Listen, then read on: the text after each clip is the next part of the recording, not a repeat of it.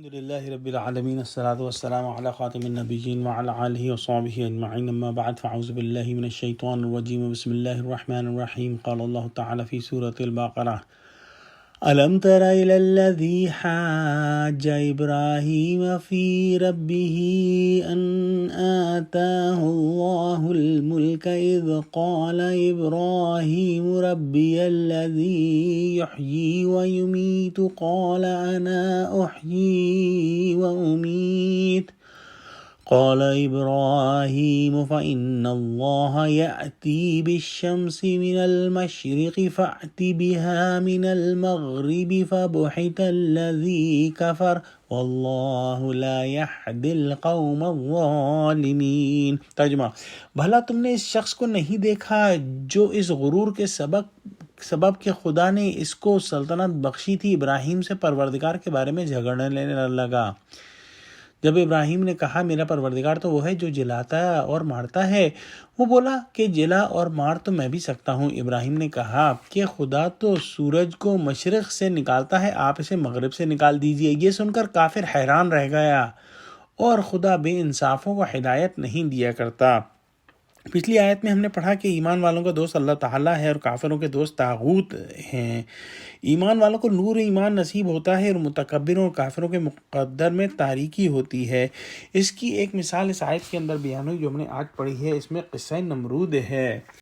حضرت ابراہیم علیہ السلام کا پیدائشی وطن شہر بابل کے آس پاس تھا۔ ان کے زمانے میں یہاں کا بادشاہ نمرود تھا جو اس علاقے کا حکمران تھا۔ جب حضرت ابراہیم علیہ السلام نے توحید کی دعوت دی اور پوری قوم کو بتایا کہ تم سب گمراہی پر ہو تو سب کو برا لگا۔ نمرود بھی کافر تھا، نہ صرف کافر تھا بلکہ داعی کفر بھی تھا اور اپنے آپ کو معبود بتاتا تھا۔ جب حضرت ابراہیم علیہ السلام نے توحید کی دعوت دی تو وہ کٹ حجتی پر اتر آیا اور کہنے لگا کہ میرے خیال میں تو میرے سوا اور کوئی معبود نہیں۔ چونکہ اللہ تعالیٰ نے اسے مال اور ملک دونوں دیے تھے، اس وجہ سے وہ بہت گھمنڈی تھا۔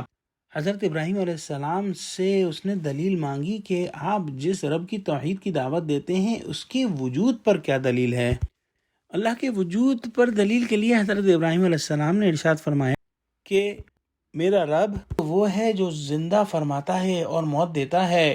در حقیقت یہ بہت بڑی دلیل تھی۔ جتنے بھی خدائی کے دعوے دار ہوتے ہیں اور جتنے بھی ان کے ماننے والے ہوتے ہیں وہ سب جانتے ہیں کہ زندہ کرنے اور موت دینے کا کام ان میں سے کسی بھی جھوٹے معبود کے بس کی بات نہیں، اور یہ صرف حقیقی جو مالک حقیقی خدا ہے وہی کر سکتا ہے۔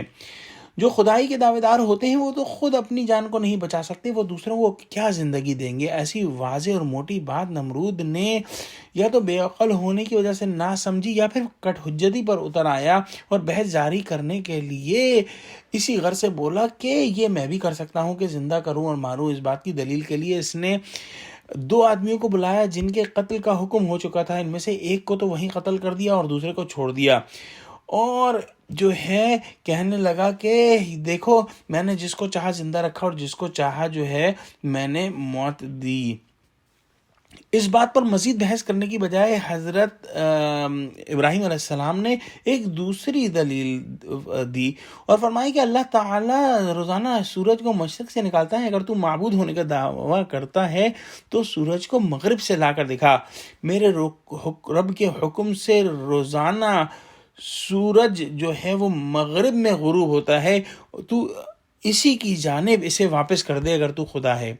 یہ سنتے ہی خدائی کا دعویٰ کرنے والا نمرود جو تھا وہ مبہوت اور حیران ہو کر رہ گیا اور بالکل ہی گونگا بن گیا، آگے ایک کلمہ بھی نہ بول پایا۔